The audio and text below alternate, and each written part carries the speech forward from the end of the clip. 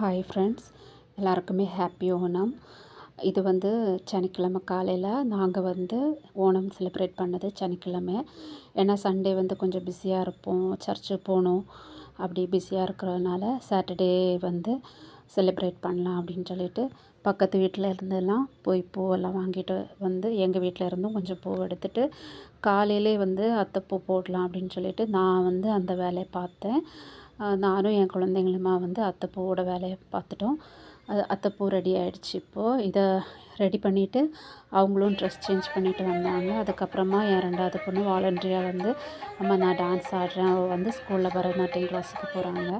So அங்கே சொல்லி கொடுத்த டான்ஸை வந்து நான் ஆடுறேன் அப்படின்னு சொல்லிட்டு அவள் ஆடிட்டா. அதுக்கப்புறமா வந்து மிச்சம் இருந்த இந்த மொட்டு வந்து பார்க்குறதுக்கு ரொம்ப நல்லா இருந்தது. ஸோ எல்லா மொட்டுமே எடுத்து ஒரு டெக்கரேட் பண்ணி கடவுளுக்கு ஃப்ரண்டில் வச்சு கொடுத்தாச்சு. அதுக்கப்புறமா வந்து வெஜிடபிள் எல்லாம் ஆல்ரெடி கட் பண்ணி வச்சுருந்தோம். தேங்காயும் துருவி வச்சுருந்ததுனால எனக்கு வந்து வேலை ரொம்ப ஈஸியாக இருந்துச்சு. ஸோ அடுப்பு பற்ற வச்சு ஃபஸ்ட்டு கூட்டு தான் ரெடி பண்ணேன். கூட்டு பொரியல் அப்படி தான் ரெடி பண்ணேன். எங்களோட இந்த வீட்டில் நாங்கள் ஃபஸ்ட் டைம் இது ஓணம் செலிப்ரேட் பண்ணுறோம். அது ரொம்ப ரொம்ப ரொம்ப சந்தோஷமாக இருந்துச்சு. ஃபஸ்ட் டைம் அத்தைப்பூவெல்லாம் போட்டு ஓணம் செலிப்ரேட் பண்ணுறது. நானும் இவ்வளோவா வந்து கூட்டு பொரியல் பண்ணதில்லை. ஒரு 4, 5 கூட்டு பொரியல் போல் பண்ணேன், தனியாக பண்ணேன். எனக்கு ரொம்ப சந்தோஷமாக இருந்துச்சு, இவ்வளோ என்னால் பண்ண முடியுது அப்படின்னு சொல்லிட்டு. அதுக்கப்புறம் ஒரு உண்மை என்னென்னா, எனக்கு வந்து ஓணப்பட்டு சாரியே இல்லை.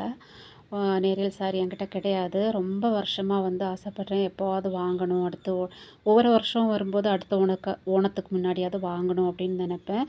ஆனால் என்னால் இது வரைக்கும் வாங்க முடியல. ஸ்கூல்லலாம் ஒர்க் பண்ணுற டைமில் கூட என்கிட்ட வந்து உடுத்துட்டு போகிறதுக்கு நேரியல் சாரி கிடையாது. நிறைய சாரீலாம் வாங்கியிருக்கேன், ஆனால் இந்த சாரி மட்டும் தெரியல, இது வரைக்கும் வாங்க முடியாமல் அப்படி போயிட்டே இருக்குது. பார்ப்போம், அடுத்த ஓணத்துக்கு முன்னாடியாவது ஒரு நேரியல் சாரி வாங்க முடியுமா அப்படின்னு சொல்லிட்டு பார்ப்போம்.